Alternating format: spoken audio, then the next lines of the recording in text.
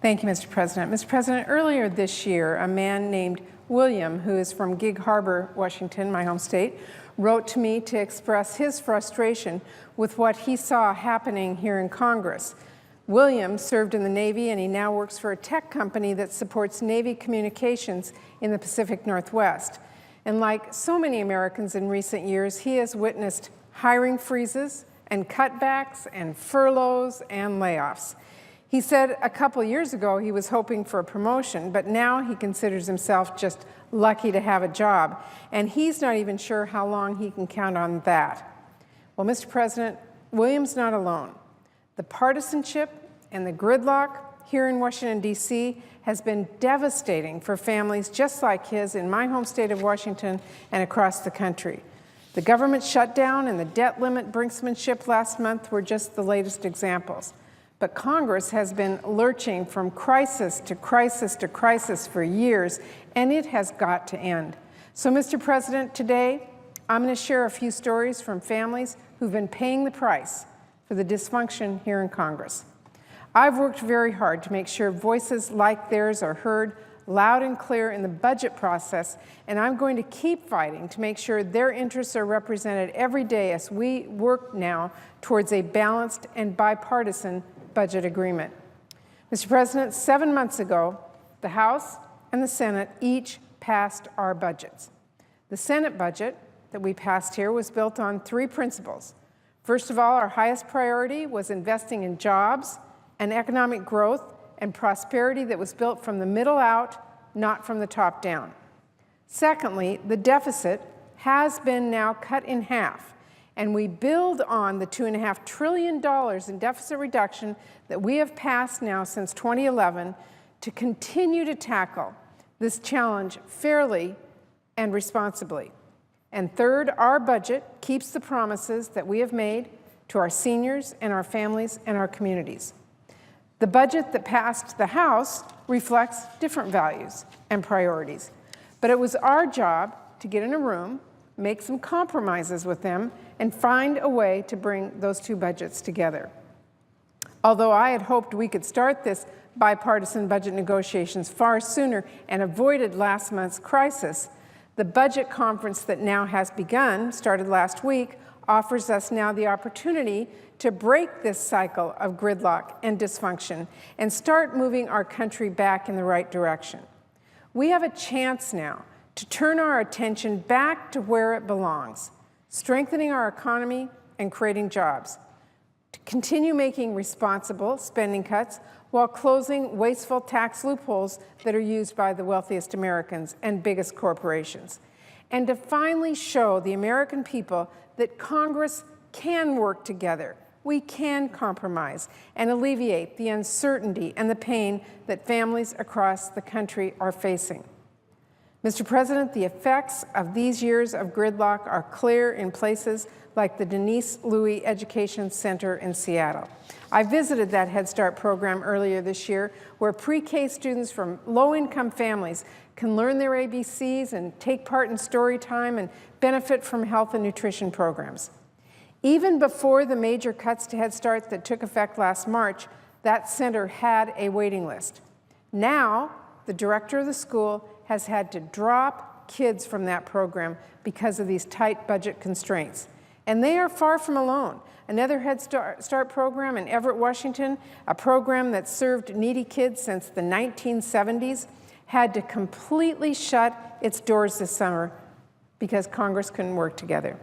That one facility alone was helping 40 kids prepare for kindergarten. Nationwide, these cuts have forced tens of thousands of children out of Head Start as well. And that's not all. The senseless cuts from sequestration have impacted education programs all across the country. Researchers and scientists who are working on cures for cancer and other diseases have lost their jobs. Programs like Meals on Wheels that deliver food to seniors have been cut, and there's so much more. The ripples of this so-called sequestration have been felt in our homes, in our businesses, and across our fragile economy. The across-the-board cuts have also had, of course, serious impact on defense programs and workers. Earlier this year, I heard from one of my constituents whose family was impacted by this very directly. His name's Bob. He's from Bremerton, Washington. He's an engineer at the Puget Sound Naval Shipyard. He told me every day highly skilled employees come into his office, often in tears, and tell him they don't know how they are going to manage to make ends meet if they're furloughed or laid off. They're worried now. They've felt the pain for months. They know it could get worse.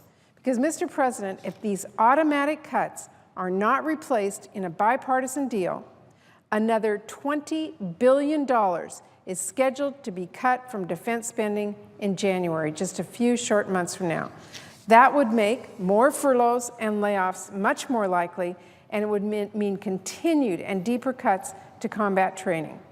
Well, Mr. President, it doesn't have to be this way, because something both Democrats and Republicans agree on is that at the very least, this budget conference should be able to accomplish the absolute minimum is finding a path to replace those terrible sequestration cuts and set a budget level for at least the short term.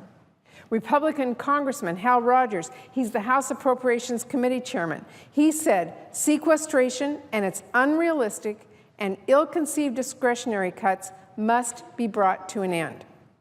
Even House Speaker John Boehner said the cuts would hollow out our military. And just recently, the House Armed Services Committee Republicans sent me and Chairman Ryan a letter urging us to replace sequestration, saying it was, quote, never intended to be policy. Well, Mr. President, that's exactly right. Sequestration was intended to be so bad it would drive both sides to the table to be willing to make some compromises to replace it with smarter savings. And I'm very glad that more and more of our colleagues from both sides of this aisle are stepping up to try and find a solution. So the question now is not whether we should replace this across-the-board sequester cuts, but how we do it. The House and the Senate budgets both deal with sequestration, just in different ways.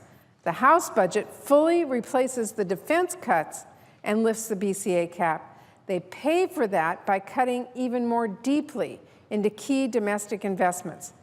Our Senate budget, on the other hand, replaces all of the automatic cuts and pays for it with an equal mix of responsible spending cuts and revenue that we raised by closing wasteful tax loopholes. So, Mr. President, finding a bipartisan solution won't be easy. We all know that. It will require compromise from both sides. And as I mentioned at our first Budget Committee conference last week, I'm going into this process ready to offer some tough spending cuts that, unlike the sequester caps that disappear in 2022, would be permanently locked into law. I know there are many Republicans who would be very interested in swapping some of the inefficient and damaging cuts from sequestration with structural changes to programs that would save many multiples of the cuts they replace over the coming decades. In short, I'm willing to compromise. I'm ready to listen to Republican ideas. And as long as their proposals are fair for seniors and families, I'm prepared to make some tough concessions to get this deal done. But I can't negotiate by myself. Compromise has to run both ways. That means, in addition to the responsible spending cuts, Republicans need to work with us to close wasteful tax loopholes and special interest subsidies, because it would be unfair and unacceptable to put the entire burden of deficit reduction on the backs of our seniors and our families. And it shouldn't be difficult for Republicans to agree to put just a few of the most egregious, wasteful loopholes and special interest carve-outs on the table to get a balanced and bipartisan deal. If the choice is between closing a wasteful loophole and lurching to another crisis, I hope every one of my colleagues would put their constituents before special interests. Mr. President, over the last few years, people across the country have lost a great deal of confidence in Congress's ability to work together for the good of our nation. People like Nani King, who, as the New York Times recently reported, serves as a registered nurse at Madigan Army Medical Center in my home state of Washington. During the shutdown last month, she worked without pay. And without a paycheck, she had to dip into her retirement account to make her monthly mortgage payment. Now, even though the shutdown is over, her family can't take any chances. She told the Times, quote, "We just have too much to lose." Mr. President, we here in Congress owe it to her family and to families all over this country to work to find a path forward. So let's put an end to this gridlock. Let's put an end to these crises. Let's show the American people we're listening to them. In fact, let's show them that their stories are more important than sticking to party lines or staying in ideological corners. We've got to rebuild some trust, and we can do that. We need to find a path to compromise. We need to work together to strengthen our economy and create jobs. I'm ready to do that in this budget conference. I'm hopeful that over the coming weeks, every one of my colleagues on that committee will make it clear that they are as well. Thank you, Mr. President. I yield the floor. I suggest the absence of a quorum.